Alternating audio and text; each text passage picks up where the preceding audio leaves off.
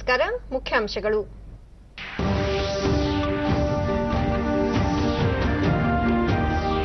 ಲೋಕಸಭಾ ಚುನಾವಣೆಗೆ ತೀವ್ರಗೊಂಡ ಪ್ರಚಾರ. ದೇಶದ ಅಭಿವೃದ್ಧಿಗೆ ಸುಭದ್ರ ಸರ್ಕಾರ ಅತ್ಯವಶ್ಯಕ. ಪ್ರಧಾನಿ ನರೇಂದ್ರ ಮೋದಿ. ಯುವ ಮತದಾರರೊಂದಿಗೆ ರಾಹುಲ್ ಗಾಂಧಿ ಸಂವಾದ. ರಾಜನಾಥ್ ಸಿಂಗ್, ಮಮತಾ ಬ್ಯಾನರ್ಜಿ ಅವರಿಂದ ಹಲವೆಡೆ ರ್ಯಾಲಿ.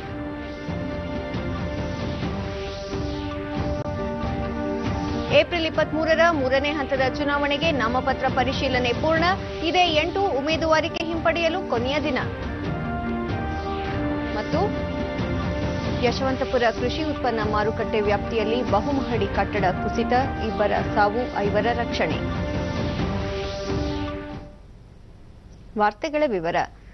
ಲೋಕಸಭಾ ಚುನಾವಣೆ ಮೊದಲ ಹಂತದ ಮತದಾನದ ದಿನ ಸಮೀಪಿಸುತ್ತಿರುವಂತೆ ವಿವಿಧ ರಾಜಕೀಯ ಪಕ್ಷಗಳ ಅಗ್ರ ನಾಯಕರು ಬಿರುಸಿನ ಪ್ರಚಾರ ಆರಂಭಿಸಿದ್ದಾರೆ.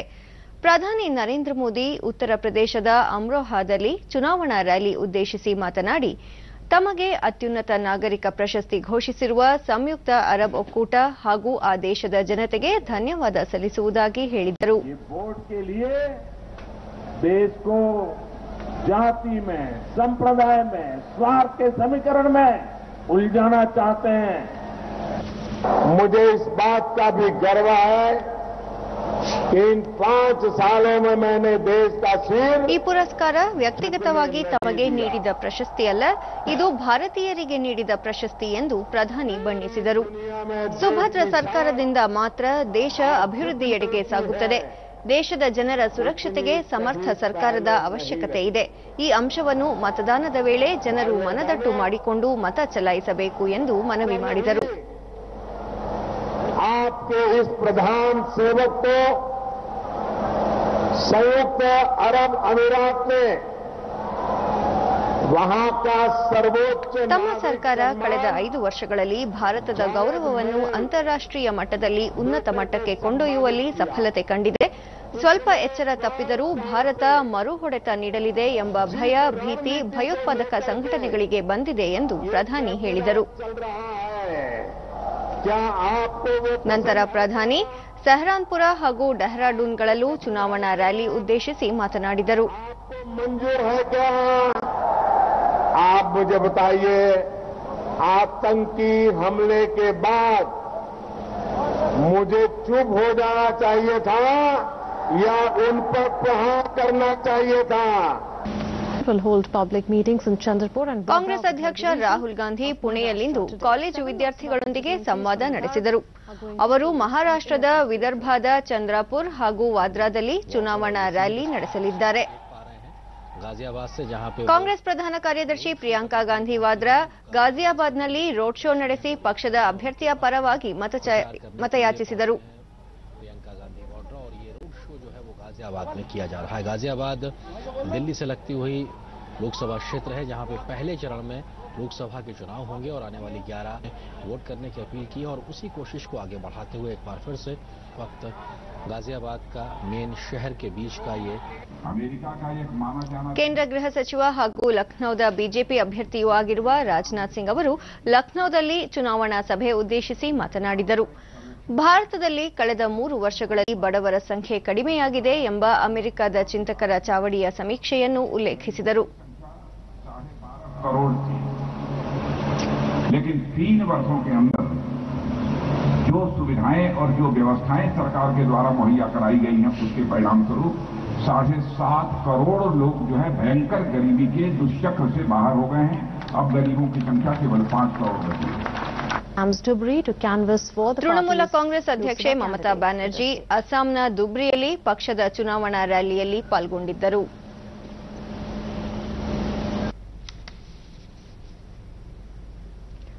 ಲೋಕಸಭಾ ಚುನಾವಣೆಯಲ್ಲಿ ಬಿಜೆಪಿ ರಾಜ್ಯದಲ್ಲಿ 22 ಸ್ಥಾನಗಳನ್ನು ಗೆದ್ದ ಬಳಿಕ ಸಮ್ಮಿಶ್ರ ಸರ್ಕಾರದ ಮಿತ್ರ ಪಕ್ಷಗಳಲ್ಲಿ ಕಚ್ಚಾಟ ಹೆಚ್ಚಾಗಲಿದೆ. ಆ ಸಂದರ್ಭದಲ್ಲಿ ಅತೃಪ್ತ ಕಾಂಗ್ರೆಸ್ ಶಾಸಕರು ತೆಗೆದುಕೊಳ್ಳುವ ನಿಲುವಿನ ಮೇಲೆ ರಾಜಕೀಯ ಬದಲಾವಣೆ ನಿರ್ಧಾರವಾಗಲಿದೆ ಎಂದು ಬಿಜೆಪಿ ರಾಜ್ಯಾಧ್ಯಕ್ಷ ಬಿಎಸ್ ಯಡಿಯೂರಪ್ಪ ಹೇಳಿದ್ದಾರೆ. ಬೆಂಗಳೂರು ಪ್ರೆಸ್ ಕ್ಲಬ್ ಹಾಗೂ ವರದಿಗಾರರ ಕೂಟ ಇಂದು ಏರ್ಪಡಿಸಿದ್ದ ಮಾಧ್ಯಮ ಸಂವಾದ ಕಾರ್ಯಕ್ರಮದಲ್ಲಿ ಮಾತನಾಡಿದ ಅವರು, ದೇಶಾದ್ಯಂತ ಪ್ರಧಾನಿ ನರೇಂದ್ರ ಮೋದಿ ಅವರ ವರ್ಚಸ್ಸು ಹೆಚ್ಚಾಗಿದೆ. ಎಲ್ಲರಲ್ಲೂ ಸಮ್ಮಿಶ್ರ ಸರ್ಕಾರದ ವಿರುದ್ಧ ಅಸಮಾಧಾನವಿದೆ ಎಂದು ಹೇಳಿದರು. ಐಟಿ ಅಧಿಕಾರಿಗಳು ಸಂಶಯ ಬರುವ ಕಡೆ ದಾಳಿ ಮಾಡುತ್ತಾರೆ. ಈ ಹಿಂದೆಯೂ ಹಲವು ದಾಳಿಗಳು ನಡೆದಿವೆ. ಪ್ರಾಮಾಣಿಕರಾಗಿದ್ದರೆ ದಾಳಿಯನ್ನು ಎದುರಿಸಬೇಕು ಎಂದು ಪ್ರಶ್ನೆಯೊಂದಕ್ಕೆ ಯಡಿಯೂರಪ್ಪ ಉತ್ತರಿಸಿದರು. ಅದೇ ರೀತಿ ಕರ್ನಾಟಕದಲ್ಲಿ ಬೇರೆ ಎಲ್ಲಿ ಆಗಲಿ ಯಾರು ಯಾವುದಕ್ಕೆ ವ್ಯಕ್ತಿಯ ಮೇಲೆ ನಿಂತಿರೋದಿಲ್ಲ. ಯಾವುದೋ ವ್ಯಕ್ತಿಗಳು ಆ ಸಂದರ್ಭದಲ್ಲಿ ಮುಂದೆ ಬರ್ತಾರೆ, ಪಕ್ಷವನ್ನ ಮುಂದೂಡಿಕೊಂಡು ಹೋಗ್ತಾರೆ. ಅದರಿಂದ ಯಾರೋ ಒಬ್ಬರು ಇಲ್ಲ ಅಂತ ಅಕ್ಷರಕ್ಕೆ ಪಕ್ಷಕ್ಕೆ ಪಕ್ಷದ ಹಿರಿಯ ನಾಯಕರಾದ ಎಲ್.ಕೆ. ಅಡ್ವಾಣಿ ಹಾಗೂ ಮುರಳಿ ಮನೋಹರ್ ಜೋಶಿ ಅವರು ಪಕ್ಷಕ್ಕೆ ಮಾರ್ಗದರ್ಶನ ಮಾಡಲಿದ್ದಾರೆ. ಪಕ್ಷವನ್ನು ಕಟ್ಟಿ ಬೆಳೆಸಿದವರನ್ನು ಮೂಲೆಗುಂಪು ಮಾಡುವ ಪ್ರಶ್ನೆಯೇ ಇಲ್ಲ ಎಂದು ಹೇಳಿದರು. ನನ್ನ ಮನೆ ಮೇಲೆ ಹಿಂದೆ ಮಾಡಿದ್ರು, ನಮ್ಮ ಸಿದ್ದೇಶಣ್ಣ ಸಂಸತ್ ಸದಸ್ಯರ ಮೇಲೆ ಮಾಡಿದ್ರು, ಡಾಕ್ಟರ್ ಅಶೋಕ್ ನಾರಾಯಣ ಮನೆ ಮೇಲೆ ಮಾಡಿದ್ರು. ಐಟಿ ಅಧಿಕಾರಿಗಳು ಯಾವಾಗ ಯಾರ ಮೇಲೆ ಸಂಶಯ ಬರುತ್ತೋ ಅವರು ಸ್ವತಂತ್ರವಾಗಿ ತನಿಖೆ ಮಾಡುವಂತ ಸಂಪೂರ್ಣ ಸ್ವಾತಂತ್ರ್ಯ ಇದೆ. 2014ರ ಲೋಕಸಭಾ ಚುನಾವಣೆ ಹೋಲಿಕೆ ಮಾಡಿದ್ರೆ 2019ರ ಈ ಲೋಕಸಭಾ ಚುನಾವಣೆ ಪ್ರಧಾನಿ ನರೇಂದ್ರ ಮೋದಿಯವರ ಮೆಚ್ಚುಗೆ ಜಾಸ್ತಿ ಆಗಿದೆ. ಮೈಸೂರು, ಕೊಡಗು ಹಾಗೂ ಚಾಮರಾಜನಗರ ಲೋಕಸಭಾ ಕ್ಷೇತ್ರದ ಅಭ್ಯರ್ಥಿಗಳ ಪರ ಪ್ರಧಾನಮಂತ್ರಿ ನರೇಂದ್ರ ಮೋದಿ ಇದೇ 9ರಂದು ಪ್ರಚಾರ ನಡೆಸಲಿದ್ದಾರೆ ಎಂದು ಬಿಜೆಪಿ ನಾಯಕ ಆರ್. ಅಶೋಕ್ ಹೇಳಿದ್ದಾರೆ. ನರೇಂದ್ರ ಮೋದಿಯವರು ಇಲ್ಲಿಗೆ 8ನೇ ತಾರೀಕು ಚುನಾವಣಾ ಪ್ರಚಾರಕ್ಕೆ ಬರಬೇಕಾಗಿತ್ತು. ಈಗ ಒಂದು ದಿನ ಬದಲಾಗಿದೆ. ಮೈಸೂರಿನಲ್ಲಿಂದು ಸುದ್ದಿಗೋಷ್ಠಿಯಲ್ಲಿ ಅವರು ಸೋಮವಾರ ನಡೆಯಬೇಕಿದ್ದ ಕಾರ್ಯಕ್ರಮ ಬರುವ ಮಂಗಳವಾರ ನಡೆಯಲಿದ್ದು ಸಂಜೆ 4 ಗಂಟೆಗೆ ಮೈಸೂರಿನ ಮಹಾರಾಜ ಕಾಲೇಜು ಮೈದಾನದಲ್ಲಿ ಮೋದಿ ಅವರು ಸಾರ್ವಜನಿಕ ಸಭೆ ಉದ್ದೇಶಿಸಿ ಮಾತನಾಡಲಿದ್ದಾರೆ. ಇದರಿಂದ ಬಿಜೆಪಿ ಪಕ್ಷದ ಅಭ್ಯರ್ಥಿಗಳ ಗೆಲುವಿನ ಅಂತರ ಹೆಚ್ಚಲಿದೆ ಎಂದರು. ನರೇಂದ್ರ ಮೋದಿ ಬರೋದ್ರಿಂದ ಈ 2 ಕ್ಷೇತ್ರದಲ್ಲಿ ಬಿಜೆಪಿಯ ಗೆಲುವಿನ ಅಂತರ ಜಾಸ್ತಿ ಆಗ್ತೈತೆ. ಕಳೆದ ಬಾರಿಗಿಂತ ಹೆಚ್ಚು ಅಂತರದಿಂದ ಗೆಲ್ಲುವಂತದಕ್ಕೆ ಅವಕಾಶ ಆಗ್ತದೆ. ಈ ಎಲ್ಲ ದೃಷ್ಟಿಯನ್ನ ಇಟ್ಕೊಂಡು ನಾವು ಮೈಸೂರನ್ನ ಸೆಲೆಕ್ಟ್ ಮಾಡಿದ್ದೀವಿ. ತೀರ್ಪನ್ನು ಕೊಟ್ಟಿದ್ದಾರೆ. ನಾನು ಮಾಜಿ ಮುಖ್ಯಮಂತ್ರಿ ಸಿದ್ದರಾಮಯ್ಯನವರಿಗೆ ಕೇಳಿ ಬಯಸ್ತೇನೆ, ಮೈಸೂರು ಬೆಂಗಳೂರು 10 ಲೈನ್ ಹೈವೇನ ಮಾಡ್ತಾ ಇದೀವಲ್ಲ, 7,550 ಕೋಟಿ ರೂಪಾಯಿ. ಸಂಸದ ಪ್ರತಾಪ್ ಸಿಂಹ ಮೈಸೂರಿನ ಚಾಮುಂಡಿ ಬೆಟ್ಟದ ಅಭಿವೃದ್ಧಿ ಕಾರ್ಯಕ್ಕೆ ಕಾಂಗ್ರೆಸ್ ನಾಯಕ ಸಿದ್ದರಾಮಯ್ಯ ನೆರವು ನೀಡಿರಲಿಲ್ಲ ಎಂದು ಆರೋಪಿಸಿದರು. ಜೊತೆ ಕರ್ಕೊಂಡು ಬಂದು ಸಾಬೀತು ಮಾಡ್ಲಿಕ್ಕೆ 7 ಪೈಸೆ ಒಳಗಡೆ ಸಿದ್ದರಾಮಯ್ಯ ಸರ್ಕಾರ ದುಡ್ಡಿದೆಯಾ ಅಂತ ಹೇಳಿ ಸಾಬೀತು ಮಾಡ್ಲಿಕ್ಕೆ ಹೇಳಿ. ಇನ್ನ ಚಾಮುಂಡಿ ಬೆಟ್ಟದ ಅಭಿವೃದ್ಧಿಯನ್ನು ಮಾಡಬೇಕು, ಮಲ್ಟಿ ಲೆವೆಲ್ ಪಾರ್ಕಿಂಗ್ ಮಾಡಬೇಕು ಅಂತ ಹೇಳಿ ಅದೊಂದು ಅನಿವಾರ್ಯತೆ ಬಂದಾಗ ಖಜಾನೆಯಿಂದ ದುಡ್ಡು ಕೊಡದಲ್ಲೇ ಚಾಮುಂಡಿ ಬೆಟ್ಟದ ಹುಂಡಿನ ಹೊಡೆದಂತ ಸಿದ್ದರಾಮಯ್ಯನವರಿಂದ ಈ ಅಭಿವೃದ್ಧಿ, ಈ ಬದ್ಧತೆ ಇದನ್ನೆಲ್ಲ ಪಾಠ ಕಲಿಯುವಂತ ಅಗತ್ಯ ಇಲ್ಲ ಅಂತ ಭಾವಿಸ್ತೇನೆ. 3ನೇ ಹಂತದ ಲೋಕಸಭಾ ಚುನಾವಣೆಗೆ ನಾಮಪತ್ರ ಸಲ್ಲಿಕೆ ಪ್ರಕ್ರಿಯೆ ನಿನ್ನೆ ಕೊನೆಗೊಂಡಿದ್ದು ಇಂದು ಉಮೇದುವಾರಿಕೆ ಪರಿಶೀಲನೆ ಕಾರ್ಯ ನಡೆಯಿತು. ಇದೇ 8ರಂದು ನಾಮಪತ್ರ ಹಿಂಪಡೆಯಲು ಕೊನೆಯ ದಿನವಾಗಿದೆ.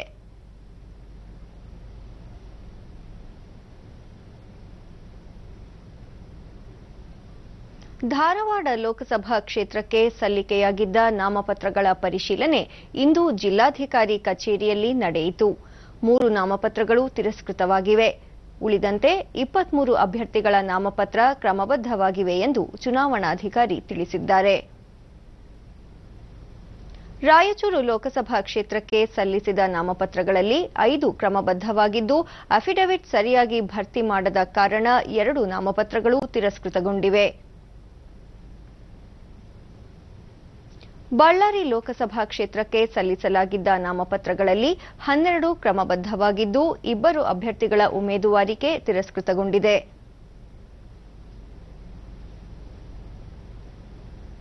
ಈ ಹಂತದಲ್ಲಿ 12 ರಾಜ್ಯಗಳು ಮತ್ತು 2 ಕೇಂದ್ರಾಡಳಿತ ಪ್ರದೇಶಗಳಲ್ಲಿರುವ 115 ಲೋಕಸಭಾ ಕ್ಷೇತ್ರಗಳಿಗೆ ಇದೇ 23ರಂದು ಮತದಾನ ನಡೆಯಲಿದೆ. ಕರ್ನಾಟಕ ಮತ್ತು ಮಹಾರಾಷ್ಟ್ರದ ತಲಾ 14, ಉತ್ತರ ಪ್ರದೇಶದ 10, ಛತ್ತೀಸ್ಗಢದ 7, ಒಡಿಶಾದ 6, ಬಿಹಾರ ಮತ್ತು ಪಶ್ಚಿಮ ಬಂಗಾಳದ ತಲಾ 5, ಅಸ್ಸಾಂನ 4 ಹಾಗೂ ಜಮ್ಮು ಮತ್ತು ಕಾಶ್ಮೀರದ 1 ಕ್ಷೇತ್ರದಲ್ಲಿ 3ನೇ ಹಂತದಲ್ಲಿ ಚುನಾವಣೆ ನಡೆಯಲಿದೆ. ಒಡಿಶಾದಲ್ಲಿ ಲೋಕಸಭಾ ಚುನಾವಣೆ ಜೊತೆಗೆ 42 ವಿಧಾನಸಭಾ ಕ್ಷೇತ್ರಗಳಿಗೂ ಅದೇ ದಿನ ಮತದಾನ ನಡೆಯಲಿದೆ. ರಾಜ್ಯದ ಚಿಕ್ಕೋಡಿ, ಬೆಳಗಾವಿ, ಬಾಗಲಕೋಟೆ, ವಿಜಯಪುರ, ಕಲಬುರಗಿ, ರಾಯಚೂರು, ಬೀದರ್, ಕೊಪ್ಪಳ, ಬಳ್ಳಾರಿ, ಹಾವೇರಿ, ಧಾರವಾಡ, ಉತ್ತರ ಕನ್ನಡ, ದಾವಣಗೆರೆ ಹಾಗೂ ಶಿವಮೊಗ್ಗ ಲೋಕಸಭಾ ಕ್ಷೇತ್ರಗಳಿಗೆ ಈ ಹಂತದಲ್ಲಿ ಚುನಾವಣೆ ನಡೆಯಲಿದೆ. ವಿವಿಧ ಪಕ್ಷಗಳಿಂದ ಹಾಗೂ ಪಕ್ಷೇತರ ಅಭ್ಯರ್ಥಿಗಳು ಸೇರಿದಂತೆ ಒಟ್ಟು 195 ಅಭ್ಯರ್ಥಿಗಳಿಂದ 287 ನಾಮಪತ್ರಗಳು ಸಲ್ಲಿಕೆಯಾಗಿವೆ. ಹಾಸನದ ಹೊಳೆನರಸೀಪುರದಲ್ಲಿ 25 ಲಕ್ಷ ರೂಪಾಯಿ ನಗದನ್ನು ದ್ವಿಚಕ್ರ ವಾಹನದಲ್ಲಿ ಸಾಗಿಸುತ್ತಿದ್ದ ಯುವಕನನ್ನು ಐಟಿ ಅಧಿಕಾರಿಗಳು ವಶಕ್ಕೆ ಪಡೆದಿದ್ದಾರೆ.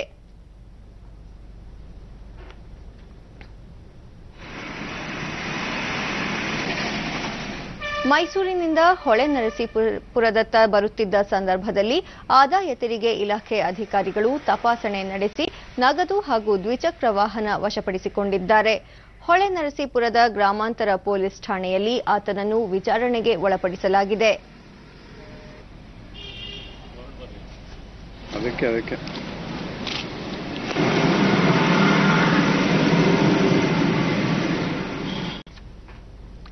ಕರ್ನಾಟಕದಲ್ಲಿ ಈ ಬಾರಿ 2 ಹಂತಗಳಲ್ಲಿ ಲೋಕಸಭಾ ಚುನಾವಣೆ ನಡೆಯುತ್ತಿದೆ. ಇದೇ 18ರಂದು ನಡೆಯಲಿರುವ ಮೊದಲ ಹಂತದ ಚುನಾವಣೆಯಲ್ಲಿ 14 ಕ್ಷೇತ್ರಗಳಿಗೆ ಮತದಾನ ಜರುಗಲಿದೆ. ಇನ್ನುಳಿದ 14 ಕ್ಷೇತ್ರಗಳಿಗೆ ಏಪ್ರಿಲ್ 23ರಂದು 2ನೇ ಹಂತದಲ್ಲಿ ಮತದಾನ ನಡೆಯಲಿದೆ. ಈ ಹಂತದಲ್ಲಿ ಚುನಾವಣೆ ಎದುರಿಸಲಿರುವ ಚಿಕ್ಕೋಡಿ ಮತ್ತು ಬೆಳಗಾವಿ ಲೋಕಸಭಾ ಕ್ಷೇತ್ರಗಳ ಕಿರು ಪರಿಚಯ ಇಲ್ಲಿದೆ. ಬೆಳಗಾವಿಯ ರಾಮಕೃಷ್ಣ ಮಠ, ಕಮಲಾ ಬಸದಿ, ಕಿಲ್ಲಾಕೆರೆ, ಸುವರ್ಣ ವಿಧಾನಸೌಧ, ತಾಂತ್ರಿಕ ವಿಶ್ವವಿದ್ಯಾಲಯ ಸೇರಿ 3 ವಿಶ್ವವಿದ್ಯಾಲಯಗಳು, ಸಕ್ಕರೆ ಸಂಶೋಧನಾ ಸಂಸ್ಥೆ, ಸೊಗಲ, ಸವದತ್ತಿ ಯಲ್ಲಮ್ಮ, ಸವದತ್ತಿ ಕೋಟೆ, ಗೋಕಾಕದ ದಬದಬೆ ಜಲಪಾತ ಇತ್ಯಾದಿ ಹಲವು ತಾಣಗಳನ್ನು ಬೆಳಗಾವಿ ಲೋಕಸಭಾ ಕ್ಷೇತ್ರ ಒಳಗೊಂಡಿದೆ. ಭಾರತದ ಸ್ವಾತಂತ್ರ್ಯ ಚಳವಳಿಗೆ ಬೆಳಗಾವಿ ನೀಡಿರುವ ಕೊಡುಗೆ ಅಪಾರ. 1924ರಲ್ಲಿ ಬೆಳಗಾವಿಯಲ್ಲಿ ಮಹಾತ್ಮ ಗಾಂಧೀಜಿಯವರ ನೇತೃತ್ವದಲ್ಲಿ ಕಾಂಗ್ರೆಸ್ ಅಧಿವೇಶನವು ನಡೆದಿತ್ತು ಎಂಬುದು ವಿಶೇಷ. ಕ್ಷೇತ್ರ ಪುನರ್ ವಿಂಗಡಣೆಯ ಬಳಿಕ ಗೋಕಾಕ್, ಬೆಳಗಾವಿ ಉತ್ತರ, ಬೆಳಗಾವಿ ದಕ್ಷಿಣ, ಬೆಳಗಾವಿ ಗ್ರಾಮಾಂತರ, ಸವದತ್ತಿ ಯಲ್ಲಮ್ಮ, ರಾಮದುರ್ಗ, ಬೈಲಹೊಂಗಲ ಮತ್ತು ಅರಭಾವಿ ವಿಧಾನಸಭಾ ಕ್ಷೇತ್ರಗಳು ಬೆಳಗಾವಿ ಲೋಕಸಭಾ ಕ್ಷೇತ್ರ ವ್ಯಾಪ್ತಿಗೆ ಸೇರಿವೆ. ಕಬ್ಬು, ಭತ್ತ ಪ್ರಮುಖ ಬೆಳೆ. ಸಕ್ಕರೆ ಕಾರ್ಖಾನೆಗಳು ಪ್ರತ್ಯಕ್ಷ ಮತ್ತು ಪರೋಕ್ಷ ಉದ್ಯೋಗ ಒದಗಿಸಿವೆ. ಪ್ರಸ್ತುತ ಕ್ಷೇತ್ರದಲ್ಲಿ 8,79,619 ಪುರುಷರು ಮತ್ತು 8,69,386 ಮಹಿಳೆಯರು ಸೇರಿ ಒಟ್ಟು 17,49,500 ಮತದಾರರಿದ್ದಾರೆ. 2014ರ ಲೋಕಸಭಾ ಚುನಾವಣೆಯಲ್ಲಿ ಕ್ಷೇತ್ರದಲ್ಲಿ 68.43% ಮತದಾನವಾಗಿತ್ತು. ಈ ಪೈಕಿ ಪ್ರತಿಶತ 70.93% ಪುರುಷರು ಮತ್ತು 65.84% ಮಹಿಳಾ ಮತದಾರರು ತಮ್ಮ ಹಕ್ಕು ಚಲಾಯಿಸಿದ್ದರು. 2014ರಲ್ಲಿ ನಡೆದ ಚುನಾವಣೆಯಲ್ಲಿ ಆಯ್ಕೆಯಾಗಿದ್ದ ಬಿಜೆಪಿಯ ಸುರೇಶ್ ಅಂಗಡಿ ಕ್ಷೇತ್ರದ ಹಾಲಿ ಸಂಸತ್ ಸದಸ್ಯರಾಗಿದ್ದಾರೆ. ಈ ಬಾರಿಯೂ ಬಿಜೆಪಿಯಿಂದ ಸುರೇಶ್ ಅಂಗಡಿ ಸ್ಪರ್ಧಿಸಿದ್ದು ಮೈತ್ರಿ ಅಭ್ಯರ್ಥಿಯಾಗಿ ಕಾಂಗ್ರೆಸ್ನ ವಿಎಸ್ ಸಾಧುನ್ನವರ್ ಕಣಕ್ಕಿಳಿದಿದ್ದಾರೆ. ಇಬ್ಬರ ನಡುವೆ ಸ್ಪರ್ಧೆ ಇದೆ.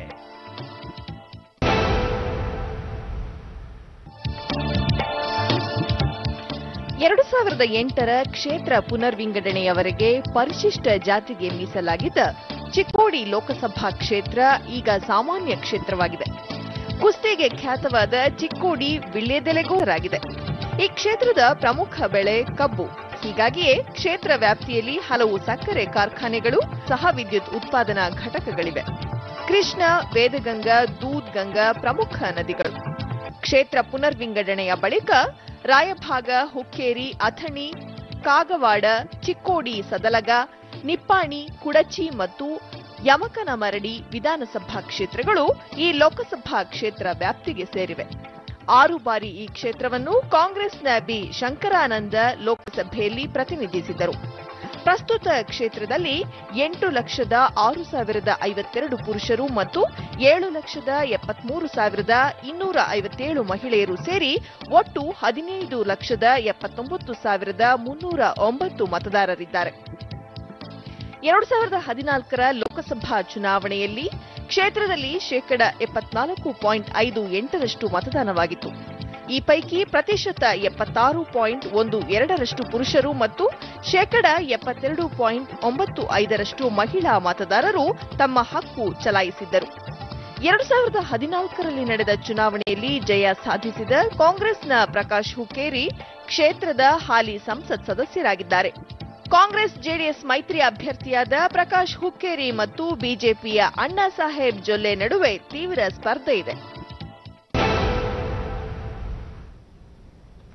ಕೊಪ್ಪಳ ಲೋಕಸಭಾ ಕ್ಷೇತ್ರದ ಕಾಂಗ್ರೆಸ್ ಅಭ್ಯರ್ಥಿ ಪರ ನಡೆದ ಬಹಿರಂಗ ಸಭೆಗೆ ಸಮ್ಮಿಶ್ರ ಸರ್ಕಾರದ ಸಮನ್ವಯ ಸಮಿತಿ ಅಧ್ಯಕ್ಷ ಸಿದ್ದರಾಮಯ್ಯ ನಿನ್ನೆ ಚಾಲನೆ ನೀಡಿದರು. ಕೆಪಿಸಿಸಿ ಅಧ್ಯಕ್ಷ ದಿನೇಶ್ ಗುಂಡೂರಾವ್, ಸಚಿವ ವೆಂಕಟರಾವ್ ನಾಡಗೌಡ, ಪ್ರಮುಖ ನಾಯಕರಾದ ಎಚ್ಕೆ ಪಾಟೀಲ್, ಸಿಎಂ ಇಬ್ರಾಹಿಂ, ಇಕ್ಬಾಲ್ ಅನ್ಸಾರಿ, ಬಸವರಾಜ ಪಾಟೀಲ್ ಇಟಗಿ, ಶಿವರಾಜ್ ತಂಗಡಗಿ ಸೇರಿದಂತೆ ಹಲವರು ಉಪಸ್ಥಿತರಿದ್ದರು.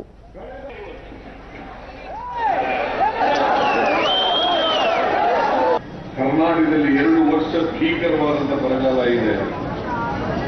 ನಮ್ಮ ರೈತರು ಆತ್ಮಹತ್ಯೆ ಮಾಡ್ಕೊಳ್ತಾ ಇದ್ದಾರೆ. ನಮ್ಮ ರೈತರನ್ನ ಉಳಿಸಿ ಬದುಕಿಸಿ ಅಂತೇಳಿ ಕೈ ಜೋಡಿಸಿ ಪ್ರಾರ್ಥನೆಯನ್ನು ಮಾಡಿದೆ ನರೇಂದ್ರ ಮೋದಿಗೆ. ಸಾಲ ಮನ್ನಾ ಮಾಡಲಿಕ್ಕೆ ಸಾಧ್ಯ ಇಲ್ಲ. ಸಿದ್ದರಾಮಯ್ಯ ಕಳೆದ 5 ವರ್ಷಗಳಲ್ಲಿ ಪ್ರಧಾನಿ ನರೇಂದ್ರ ಮೋದಿ ರೈತರಿಗೆ ನೆರವಾಗುವಂತಹ ಯಾವುದೇ ಯೋಜನೆಗಳನ್ನು ಜಾರಿಗೆ ತಂದಿಲ್ಲ. ಕರ್ನಾಟಕದಲ್ಲಿ 2 ವರ್ಷ ಭೀಕರ ಬರಗಾಲ ಇದೆ. ರೈತರು ಆತ್ಮಹತ್ಯೆ ಮಾಡಿಕೊಳ್ಳುತ್ತಿದ್ದಾರೆ. ಅವರ ಸಮಸ್ಯೆಗಳಿಗೆ ಸ್ಪಂದಿಸಬೇಕು ಎಂದು ಮನವಿ ಮಾಡಿದರೂ ಯಾವುದೇ ಪ್ರಯೋಜನವಾಗಿಲ್ಲ ಎಂದು ದೂರಿದರು.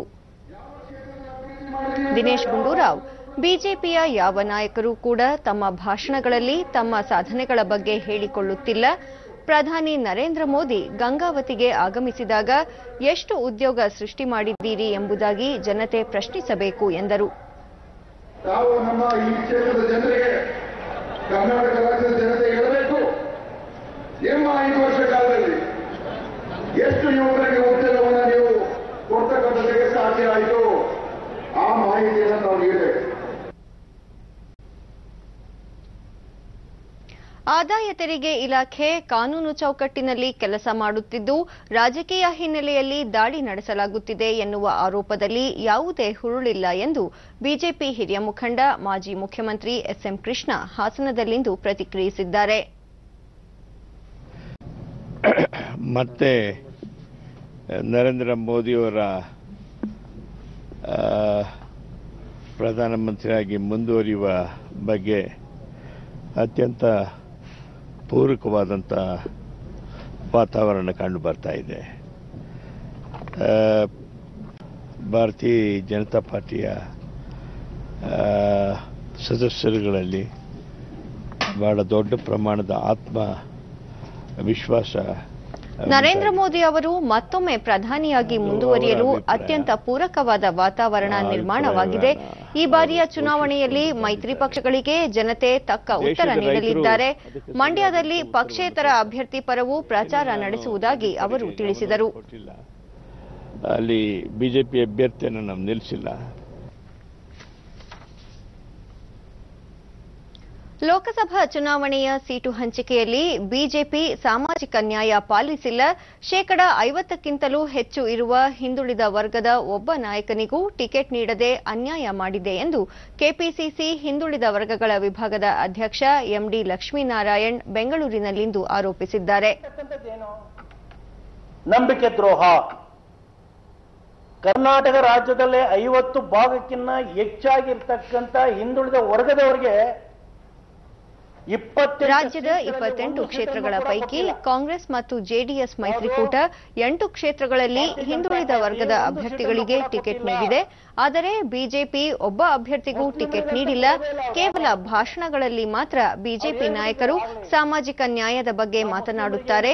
ಈ ಮೂಲಕ ಹಿಂದುಳಿದ ವರ್ಗಕ್ಕೆ ಬಿಜೆಪಿ ನಂಬಿಕೆ ದ್ರೋಹ ಎಸಗಿದೆ ಎಂದು ಆರೋಪಿಸಿದರು. ಕೆಲಸ ಮಾಡ್ಲಿಕ್ಕಷ್ಟೇ ನಾವು ಮುಸ್ಲಿಮರಿಗೆ ಸೀಟ್ ಕೊಡಲ್ಲ ಅಂತಕ್ಕಂಥ ಮಾತನ್ನ ಕಡಾಖಂಡಿತವಾಗಿ ಅವರು ಹೇಳಿದ್ದಾರೆ. ಕ್ರಿಶ್ಚಿಯನ್ರಿಗೆ ಕೊಡೋದಿಲ್ಲ ಅಂತಕ್ಕಂಥ ಮಾತನ್ನ ಕಡಾಖಂಡಿತವಾಗಿ ಹೇಳಿದ್ದಾರೆ. ಮತ್ತೆ ಆದ್ರೆ ನ್ಯಾಯವನ್ನು ಎಲ್ಲಿ? ಈಗ ಜಾಹೀರಾತು, ನಂತರ ವಾರ್ತಾ ಪ್ರಸಾರ ಮುಂದುವರಿಯುವುದು.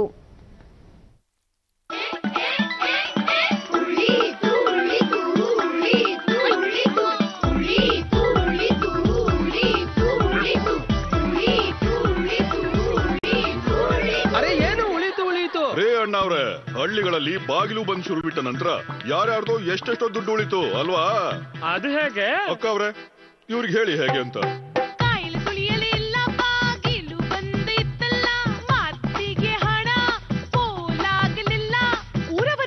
ಸಾವಿರಾರು ರೂಪಾಯಿ ಉಳಿತಾಯವಾಯಿತಲ್ಲ. ಬದುಕು ಉಳಿಯಿತು, ಹಣವೂ ಉಳಿಯಿತು. ಹೇಳಿತಲ್ಲ ಅಣ್ಣ.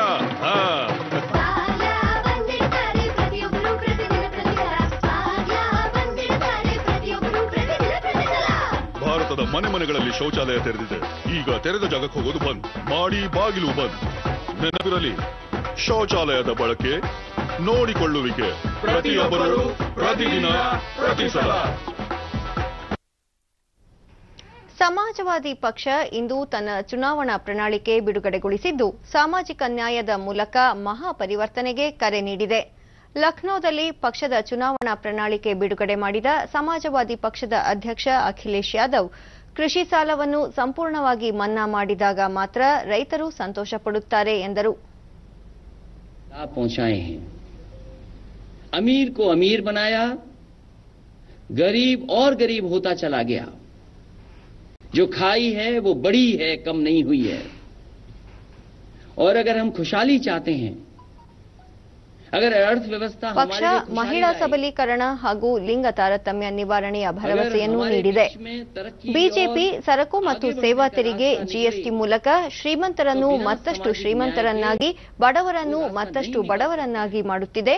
ಬಿಜೆಪಿ ಸಾಮಾಜಿಕ ನ್ಯಾಯದ ಹೋರಾಟವನ್ನು ದುರ್ಬಲಗೊಳಿಸಿದೆ ಎಂದು ಆರೋಪಿಸಿದರು. हम वो आंकड़े सरकार से जानना चाहें कि कितने किसानों ने आत्महत्या कर ली. वो आंकड़े सरकार छिपा रही है. कितने बड़े पैमाने पे बेरोजगारी है, वो आंकड़े छिपा रही है. तो ये जरूरी बनता है.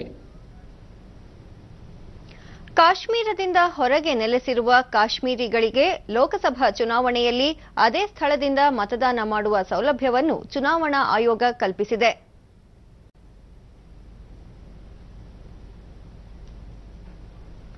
ಕಾಶ್ಮೀರ ವಲಸಿಗರಿಗೆ ಮತದಾನ ಮಾಡಲು ಜಮ್ಮು, ಉಧಂಪುರ ಮತ್ತು ದೆಹಲಿಯಲ್ಲಿ ವಿಶೇಷ ಮತಗಟ್ಟೆಗಳನ್ನು ತೆರೆಯಲಾಗಿದೆ.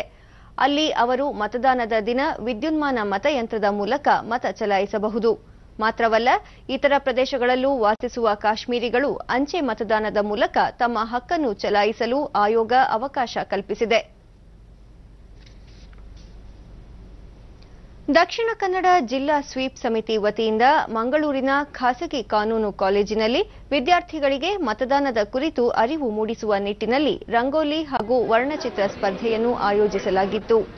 ಇದೇ ಸಂದರ್ಭದಲ್ಲಿ ಯಕ್ಷಗಾನ ಪ್ರದರ್ಶನದ ಮೂಲಕ ವಿದ್ಯಾರ್ಥಿಗಳಿಗೆ ಕಡ್ಡಾಯ ಮತದಾನದ ಕುರಿತು ಜಾಗೃತಿ ಮೂಡಿಸಲಾಯಿತು.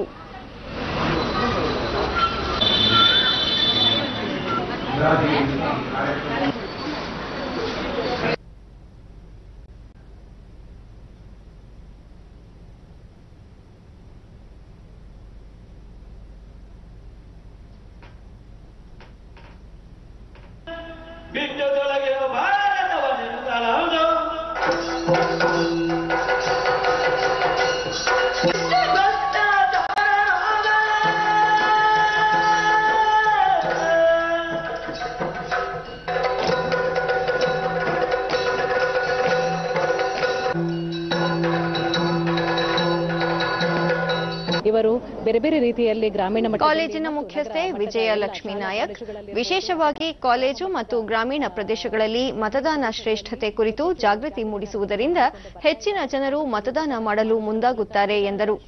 ಒಂದು ಮಹತ್ವವನ್ನ ತಿಳಿ ಹೇಳಿದ್ದಾರೆ ಮತದಾರರಿಗೆ. ಅಂದ್ರೆ ಎಲ್ಲರೂ ಯೂತ್ಸ್ ವಿದ್ಯಾರ್ಥಿನಿ ರಮ್ಯಾ ಪ್ರತಿಯೊಬ್ಬರು ಮತದಾನ ಮಾಡುವುದು ಪ್ರಜಾಪ್ರಭುತ್ವ ರಾಷ್ಟ್ರದಲ್ಲಿ ಅತ್ಯಗತ್ಯ ಎಂದು ಹೇಳಿದರು. ಒಂದು ರಂಗೋಲಿ ಎಲ್ಲರೂ ಅದ್ರ ವೋಟಿಂಗ್ ಮೇಲೆ ರಂಗೋಲಿ, ಸೊ ಅವರಿಗೆಲ್ಲ ಅವೇರ್ನೆಸ್ ಸಿಗ್ತದೆ ಅಂತ. ಇದರಲ್ಲಿ ಮಹಿಳೆಯರು ಮಾತ್ರ ಭಾಗವಹಿಸಿ ಜಿಲ್ಲಾ ಸ್ವೀಪ್ ಸಮಿತಿ ಅಧ್ಯಕ್ಷ ಸೆಲ್ವಂ ವಿಶೇಷವಾಗಿ ಮತ ಚಲಾವಣೆ ಬಗ್ಗೆ ಜಾಗೃತಿ ಮೂಡಿಸಲು ರಂಗೋಲಿ ಮತ್ತು ವರ್ಣಚಿತ್ರ ಸ್ಪರ್ಧೆಯನ್ನು ಆಯೋಜಿಸಲಾಗಿದೆ ಎಂದು ತಿಳಿಸಿದರು. ಪಾರ್ಟಿಸಿಪೇಷನ್ ಜಾಸ್ತಿ ಇದೆ. ಅವರಲ್ಲಿರುವ SHG ಗುಂಪುಗಳಿಗೆ ಎಲ್ಲರಿಗೂ ಹೇಳಿ ಅವರು ಅಲ್ಲಿ ಒಂದು ಜಾಗೃತಿ ಮೂಡಿಸಿ ಹೆಚ್ಚಿನ ಸಂಖ್ಯೆಯಲ್ಲಿ ಬರುವ 18ನೇ ತಾರೀಕಿಗೆ ಲೋಕಸಭಾ ಚುನಾವಣೆಯಲ್ಲಿ ಪಾಲ್ಗೊಳ್ಳುವ ನಿಟ್ಟಿನಲ್ಲಿ ನಾವು ಸಂದೇಶವನ್ನು ಕೊಡ್ತಾ ಇದ್ದೀವಿ. ಇಂದು ಹಸಿರು ಕ್ರಾಂತಿಯ ಹರಿಕಾರ ಭಾರತದ ಮಾಜಿ ಉಪಪ್ರಧಾನಿ ಡಾಕ್ಟರ್ ಬಾಬು ಜಗಜೀವನ್ ರಾಮ್ ಅವರ 112ನೇ ಜನ್ಮದಿನ. ಇದರ ಅಂಗವಾಗಿ ವಿಧಾನಸೌಧದ ಪಶ್ಚಿಮ ದ್ವಾರದಲ್ಲಿನ ಅವರ ಪ್ರತಿಮೆಗೆ ಮಾಲಾರ್ಪಣೆ ಮಾಡಲಾಯಿತು. ಸಮಾಜ ಕಲ್ಯಾಣ ಖಾತೆ ಸಚಿವ ಪ್ರಿಯಾಂಕ್ ಖರ್ಗೆ, ರಾಜ್ಯ ಮುಖ್ಯ ಕಾರ್ಯದರ್ಶಿ ವಿಜಯ್ ಭಾಸ್ಕರ್ ಸೇರಿದಂತೆ ಗಣ್ಯರು ಪುಷ್ಪನಮನ ಸಲ್ಲಿಸಿದರು.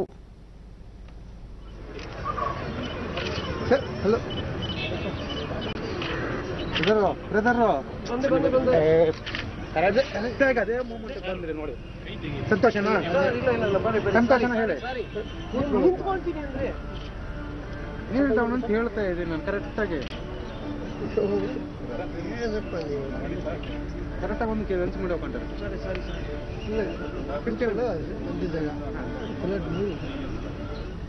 ಅವರು ನಿಂತ್ಕೊಂಡಿದ್ದಾರೆ.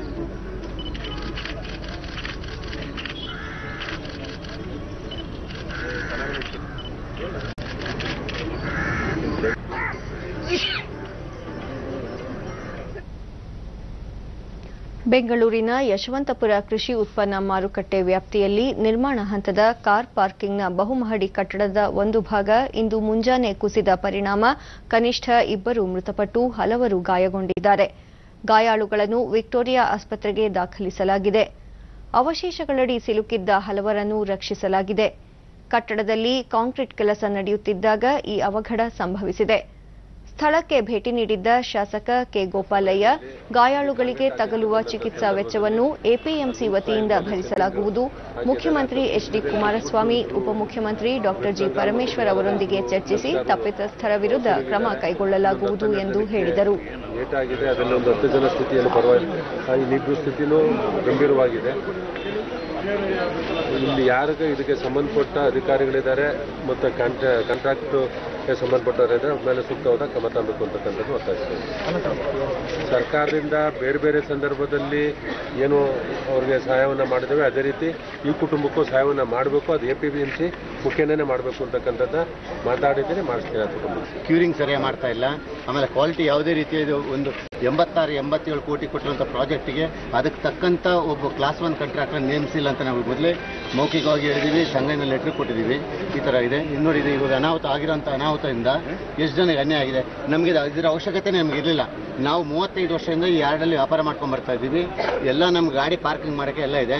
ಇದು ಯಾವುದೋ ಒಂದು ದುಡ್ಡು ಹೊಡೆಯೋ ಉಪನಾರಕ್ಕೋಸ್ಕರ ಇದನ್ನು ಮಾಡಿದಾರೆ ಹೊರತು.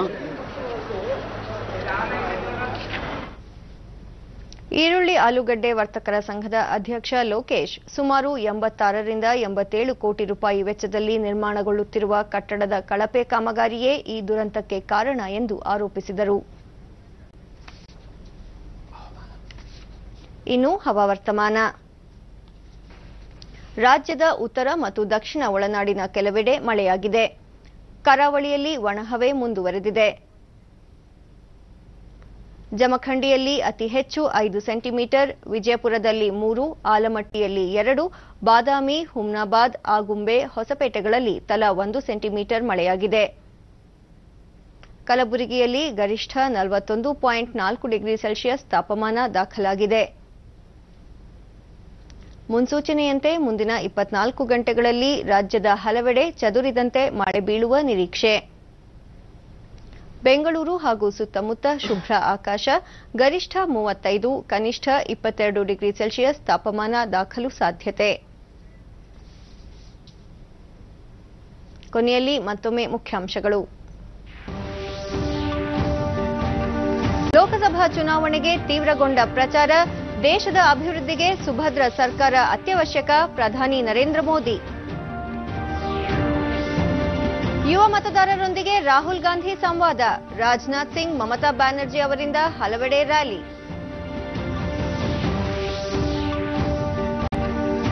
ಏಪ್ರಿಲ್ 23ರ 3ನೇ ಹಂತದ ಚುನಾವಣೆಗೆ ನಾಮಪತ್ರ ಪರಿಶೀಲನೆ ಪೂರ್ಣ. ಇದೇ 8 ಉಮೇದುವಾರಿಕೆ ಹಿಂಪಡೆಯಲು ಕೊನೆಯ ದಿನ. ಹಾಗೂ ಯಶವಂತಪುರ ಕೃಷಿ ಉತ್ಪನ್ನ ಮಾರುಕಟ್ಟೆ ವ್ಯಾಪ್ತಿಯಲ್ಲಿ ಬಹುಮಹಡಿ ಕಟ್ಟಡ ಕುಸಿತ, 2 ಸಾವು, 5 ರಕ್ಷಣೆ. ನಮ್ಮ ಮುಂದಿನ ವಾರ್ತಾ ಪ್ರಸಾರ ರಾತ್ರಿ 9 ಗಂಟೆಗೆ ಚಂದನದಲ್ಲಿ. ನಮಸ್ಕಾರ.